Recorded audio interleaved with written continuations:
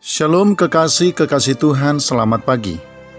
Firman Tuhan di dalam Injil Yohanes pasal yang ke-6, ayat 26 sampai ayat yang ke-27 berkata, Yesus menjawab mereka, Aku berkata kepadamu, sesungguhnya kamu mencari aku, bukan karena kamu telah melihat tanda-tanda, melainkan karena kamu telah makan roti itu dan kamu kenyang.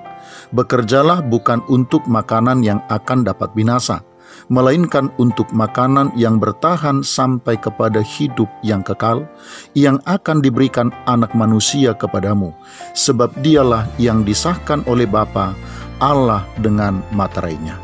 Kekasih-kekasih Tuhan, kita tentu tahu bahwa pernyataan ini disampaikan oleh Tuhan Yesus kepada orang banyak yang saat itu selalu berusaha mencari dan menemukan Dia.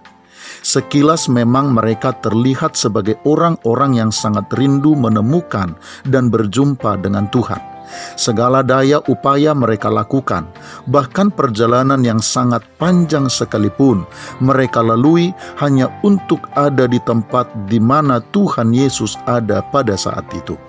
Namun demikian kekasih-kekasih Tuhan, ternyata semua itu mereka lakukan bukan karena mereka ingin semakin mengenal pribadi Tuhan Yesus dan kehendaknya, serta melakukan kehendak Tuhan itu di dalam hidup mereka, tetapi karena perkara-perkara daging yang mereka harapkan untuk Tuhan perbuat bagi mereka.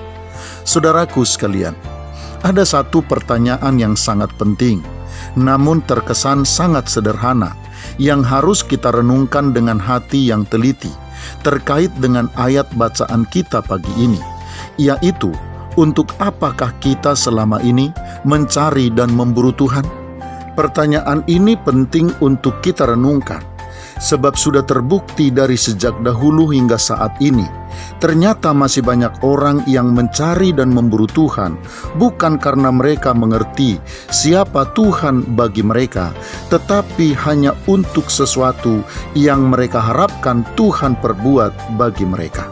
Dan adalah kerugian besar dan sia-sia jika kita melakukan hal yang sama, sebab pada akhirnya kekasih-kekasih Tuhan, semua itu tidak akan membawa dampak apa-apa dan tidak akan memiliki arti apapun bagi kita jika kita mencari Tuhan hanya karena ingin berkat-berkat-Nya.